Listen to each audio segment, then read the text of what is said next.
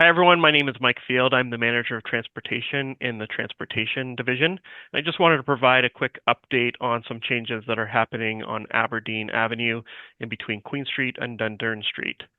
We're in the process of implementing a number of interim roadway safety measures within that segment. We provided updates to Public Works Committee about this work back in October of 2025 and then again in February 23rd, 2026. And it outlined the work that is happening, and it involves some pavement marking changes, some enhancements to the bus-only markings, some temporary bump outs, corner radius reductions, and additional ladder crosswalks to increase pedestrian visibility, transit stop visibility, and basically improve the realm of Aberdeen with a desire to implement some traffic calming. These measures are intended, like I mentioned, to improve safety, visibility, roadway operations in the near term, while the longer term reconstruction of Aberdeen continues through the design stage. Residents, as you drive down Aberdeen or walk or roll, you may notice some of those temporary lane adjustments, parking changes, short-term traffic disruptions while the work is being completed. Several of those elements were actually done in 2025, where we installed some ladder crosswalks, some pavement markings. However, we put a pause over the winter, and then we're returning this spring to finish off the work. And we're anticipating to complete that work within the next 1 to 2 weeks, today being May 20th, weather permitting. Those interim measures are built upon several years of roadway safety improvements in a pilot project that was conducted on Aberdeen. We completed a multi-year review of pilot measures, which involved taking away parking restrictions on the curb lanes within that section of Aberdeen to promote people parking as a means of providing some buffer between the sidewalks and the live vehicle lanes as a traffic calming technique. Those pilot measures included traffic operations, like I mentioned, the parking activity. We also looked at collision data before and after the implementation of that initial pilot work. And that review identified some degree of improved overall safety conditions along Aberdeen, including reductions in total collisions and no reported pedestrian or cyclist collisions within that pilot period, but also identified that there wasn't a huge uptake of on-street parking as part of that. So we identified that there's some additional traffic calming opportunities to further enhance the environment. And that's what these measures are really working on putting in place.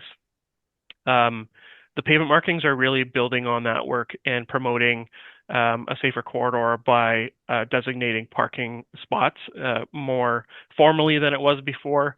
So those pavement markings are helping delineate that part of the roadway for dedicated parking. There'll be some bump outs that are installed to further reinforce those parking spaces. And then, like I mentioned, there's some visibility enhancements. You'll see that there's red boxes. Those are designating bus stops, and then some hatched areas that are showing areas which there's no stopping, no parking permitted.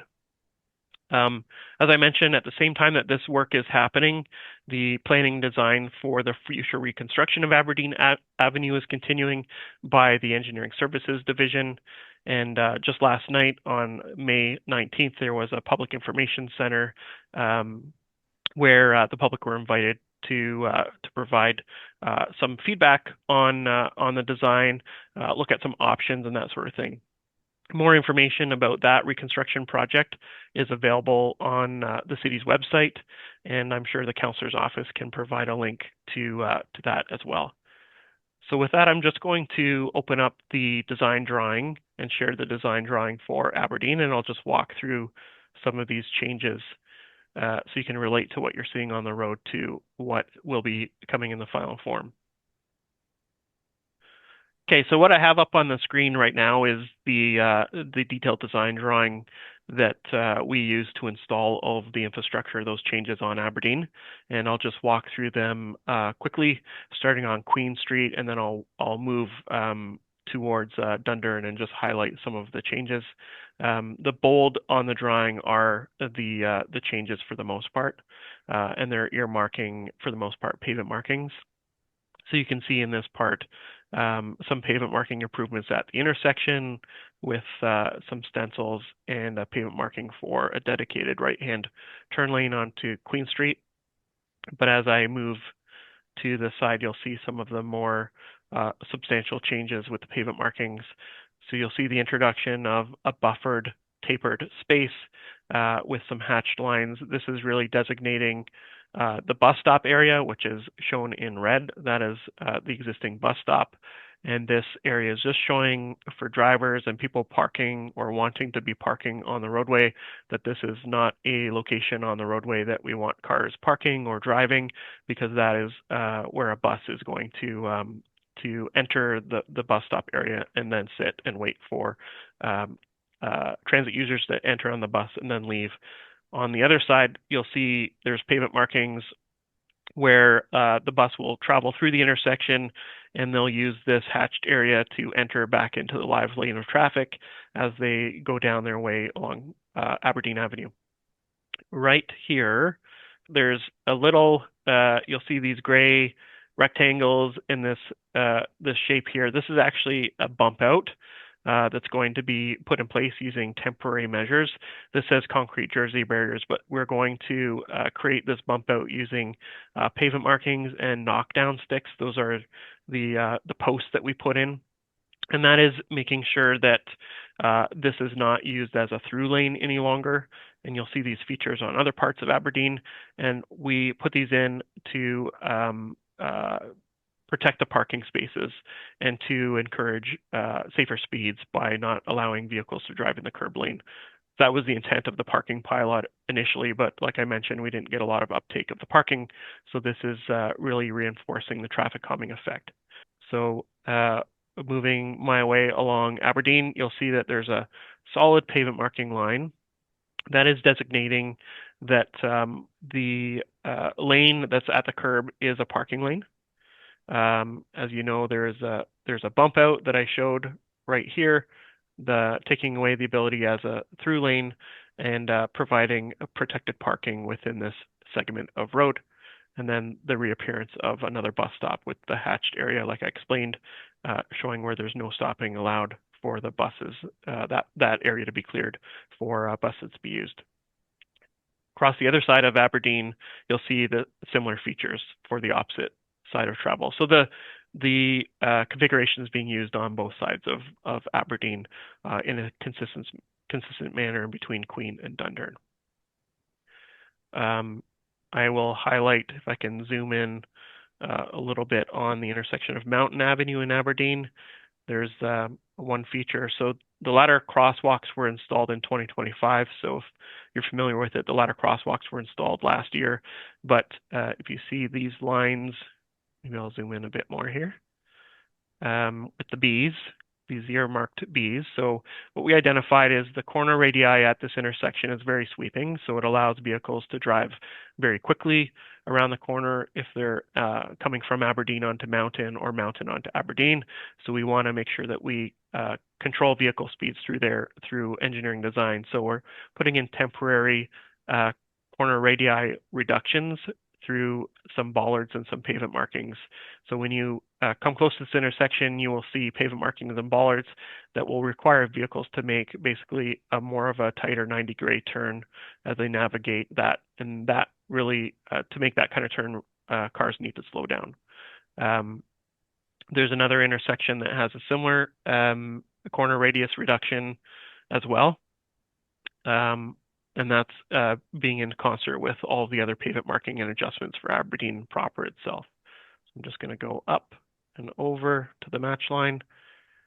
Like I mentioned, all of these features are serving the same purpose along the roadway and the bump outs, and it goes all the way to Dundurn, and that's where the work ends. As of today, which is May 20th, as I mentioned, for the most part, the pavement markings are finished, with the exception of some of them. And the missing components are really some of the signage and the bump outs themselves. and that is work that is we're going to be completing over the next 1 to 2 weeks, likely sooner, as this work is weather dependent. So we need to have some good weather to finish off the pavement markings, which you typically do at night, and install the rest of the features.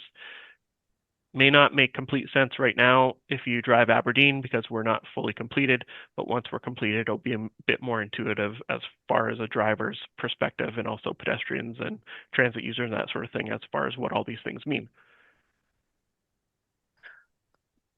Super. So to be clear, the far south lane and the far north lane are, with exception near intersections of Dundurn when you're coming across, though you are not to be driving in those sections.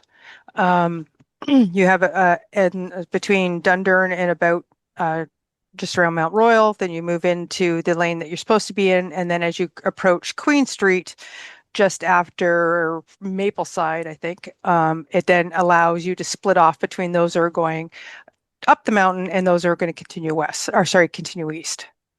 Yeah, correct. Basically, the curb lanes within most of this section of the corridor are no longer through lanes, not meant to be driven from end to end. They're parking areas as part of the traffic calming plan. So the pavement markings and the bump outs are just reinforcing that they're no longer through lanes. The center lanes are the through lanes. And then as the intersections are, not all of the intersections, but more the major intersections, Dundurn and Queen, those drop off, and it opens up more lanes so that we can manage the traffic through the intersection in as efficient way as possible. All right, Mike, I'm going to ask Locke Street, which I'm trying to find on my map here. This is generally what drivers who are heading eastbound will see when they reach Locke Street.